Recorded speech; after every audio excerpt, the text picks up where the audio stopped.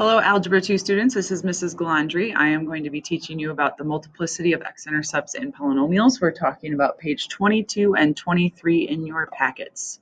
So let's go ahead and just get started here. In the last lesson, we saw these two examples. So if you actually turned back to page 20, the last two examples are what you're seeing here, the information that you're given, but I'm going to go over them here. So a polynomial has a leading coefficient of 1. That means that the number out front is going to be a 1. Okay, an x-intercept at 2 and 5. So an x-intercept at 2 means that we're going to write it in the function form as x minus 2, and an x-intercept at 5 means we're going to write a function as x minus 5. So that's what our polynomial looks like. You do have a 1 that is assumed out front there, but anytime that you're multiplying by 1, you don't have to have that. So that's our leading coefficient that's out there. So this is our function. Our degree for this one, because we have 1x here and 1x here, they're going to multiply together, ends up being 2, because you're going to have an x squared in this problem. And then if we're going to graph this problem, I'm going to come back to this idea that we're going to graph two x-intercepts. So we're going to graph an x-intercept at 2. I'll put that here, and at 5. I'll go ahead and put that there. The question is, what's this function going to look like? And you have to know a little bit about functions in order to do this. It's not just simply taking a straight line and connecting between there. It's not anything that you absolutely want to do to get points that connect. It's actually, because we know it's a degree of 2, we should know that this looks like a parabola. Okay. The other thing that we're going to bring into play here is that this has a leading coefficient, so an LC of 1, and then we have that degree of 2, which is an even degree. Okay, and what that should mean is even means that they go the same way, and since it's a leading coefficient that's positive, they're both going to go up. So this graph is going to do something that looks like that. We're not sure how tall, how short, but it does go through the x-intercepts and the end behavior goes up. Okay. If we move on to our next one here, a polynomial has a leading coefficient of 1 and x-intercept at 2. So I can write x minus 2. At 2, I can write x minus 2. And at 5, so I can write x minus 5. Again, the leading coefficient of 1, I could put this here. Now, do notice one other thing that's happened here is since I wrote x minus 2 twice, I could have written this function as x minus 2. Since I want it twice, I can say squared, and then x minus 5. Okay, so the function can be written either one of those ways. It doesn't matter. Okay, the degree to this, depending on which one you pick here, you just count it slightly differently, but I have an x that's going to be multiplied by an x by another x, so the degree is 3. If you're looking at it from this one, we have this x that happens twice, and then this x that happens once, so that's also 3, so those are our degrees. If we go through and graph this, our x-intercepts are still at 2, and then at 5. Okay, but this is an odd degree. Okay, so we have the degree that's odd. We have a leading coefficient that is positive. Okay, which means that in the general scheme of things, we're going to have something like this. So it needs to start at the bottom and it needs to move toward the top in this one. So what's going to happen there, and this is what we're going to get into a little bit more in class today, but it's going to do something like this. It's going to come up and it's going to just barely touch that point and come right back down, and then it's going to go through the other point that we graphed. Okay, you could check that on your calculator, but that's essentially what it's going to look like. And we're going to talk about why it does this and why it does this in a little bit. Okay, so you can pause the video and you can fill in these two questions here, see if you have an idea. But if you're with me, how are these graphs of these functions alike? Okay, they clearly have the same x-intercepts because that was what was given to us. Okay, so their x-intercepts should be on the same page as each other. And we also have the same right end behavior. Now, you might have added some other things into that. I'll let you use your judgment as to whether what you added is correct or not, because then we're talking about what's different about them. Okay, so what's different? Well, we have the same x-intercepts, but we actually have different y-intercepts.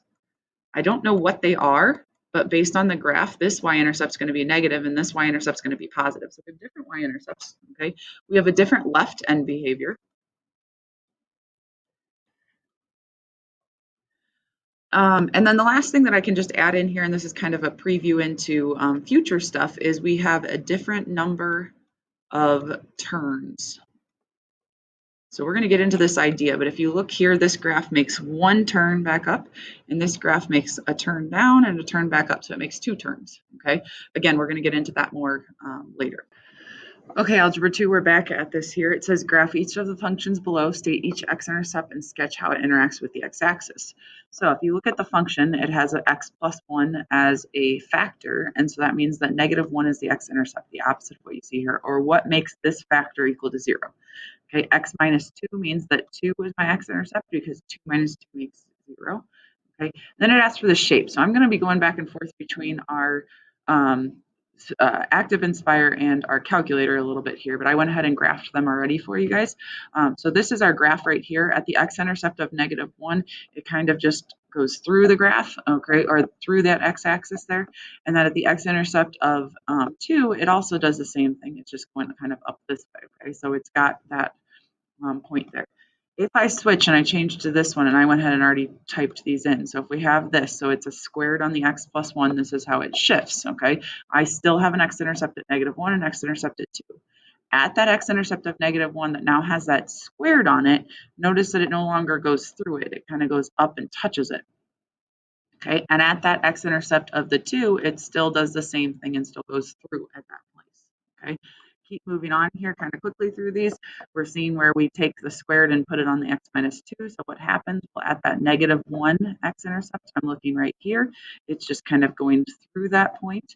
And at that 2 x-intercept, that's right here, it actually comes down and hits that point and goes back up. Okay, moving on to your next one there, if I have an x plus 1 cubed. So again, my x-intercept is still -1. If I come over here and check the -1, now look at what's happening there.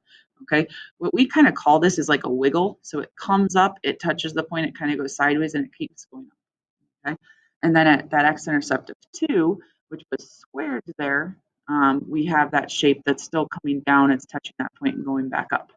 Okay, so those are the ideas there. Keep going. If you flip pages, at the top of your next page there, you end up with a x plus 1 cubed. Okay, so again, -1 is the x-intercept. We look over here and say, okay, what's happening? It's clearly not just going straight through it. It's not bouncing at it. We're actually kind of shifting. We're kind of doing that same thing here. It's just a little bit tighter of a shift. So it does go up and kind of over and then up again. Okay, and at that 2, at that x minus 2 to the 4th, it is still kind of a bounce off that dot. So we hit that dot and we kind of bounce back up.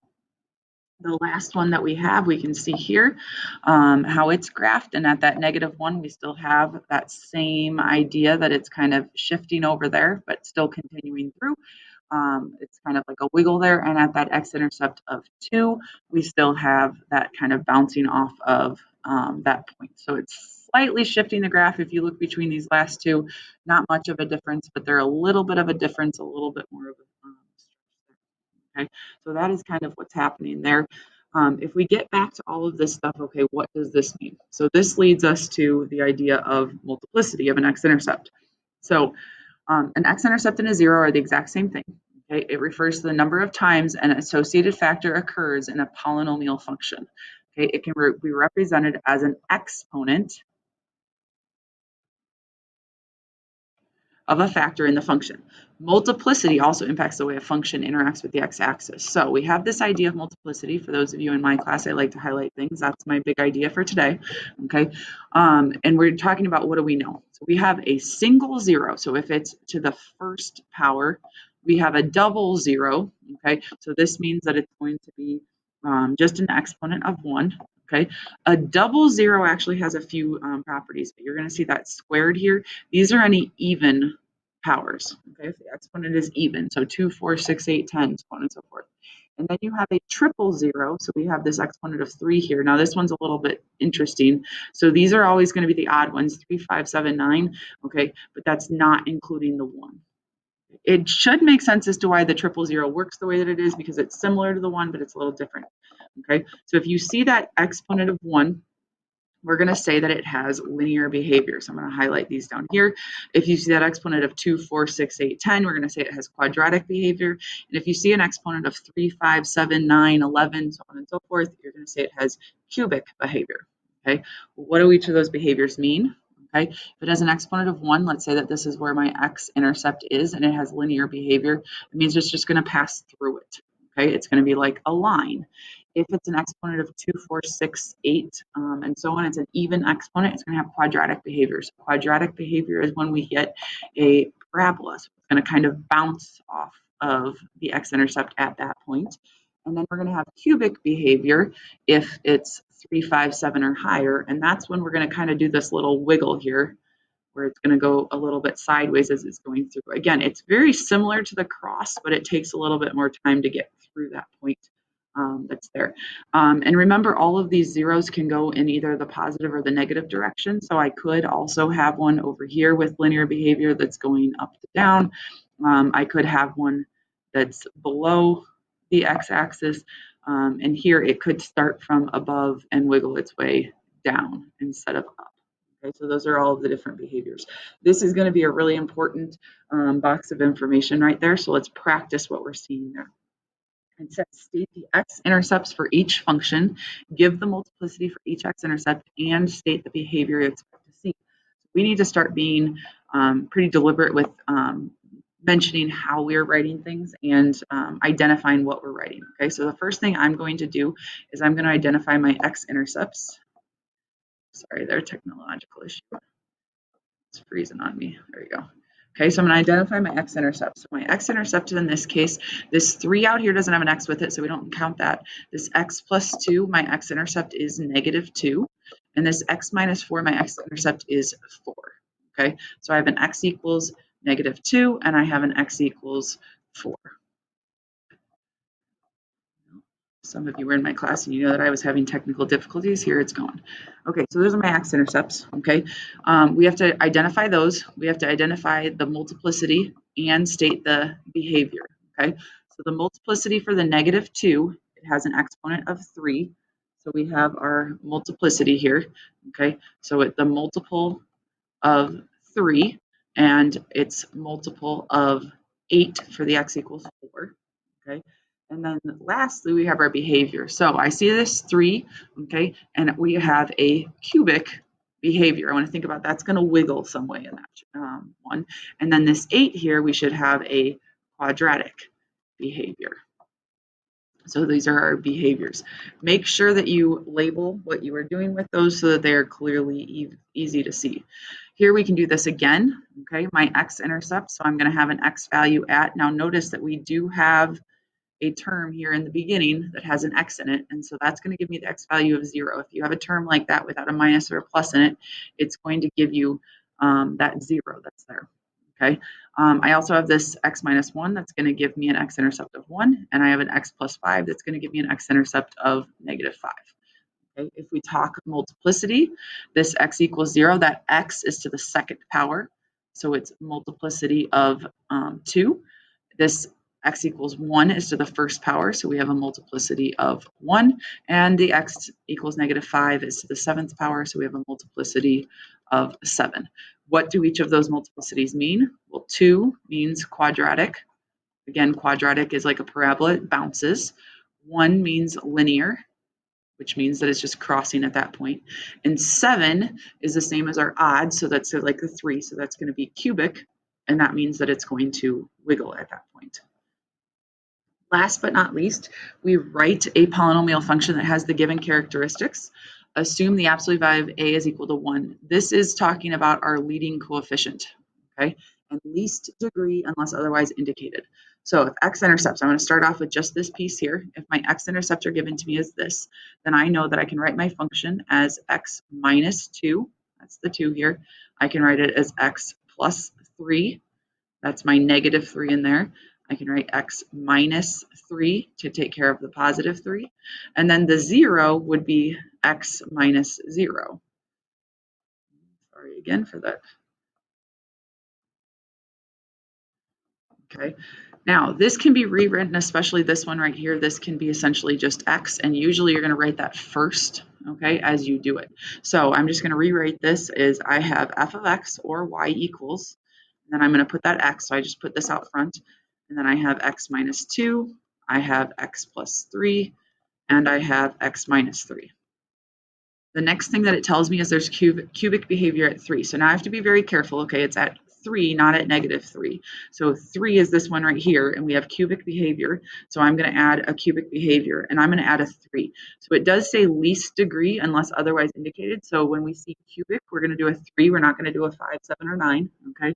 And so on and so forth from there. So there's our 3. Linear behavior at 0, so that means to the first power here, I can put the 1, I don't have to, okay? And then as x goes to negative infinity, y goes to infinity. So now we have to stop and think for a second, okay? I'm going to figure out my degree. So I'm going to come down here and think, okay, the degree. I've got 1x, I have 2x's, I have 3x's, and I have 3 more, which makes 6. So I have a degree of 6. An even degree means that the end behavior is both going to go in the same direction. Since my leading coefficient is a positive 1, that means that they should both go up. Okay, and so this has as x goes to negative infinity, y goes to infinity. So I don't need to change. Like I possibly would have had to put a squared on the x minus 2 to change it, but I want them all to go to positive infinity. So this says as it goes to the left, it's going up. And I want that to happen so I can leave it as is. So this can be my function, and it satisfies all that behavior. If you're not sure, you can type that in your calculator and you can see that all of that behavior is satisfied. Okay, good luck on the rest of it.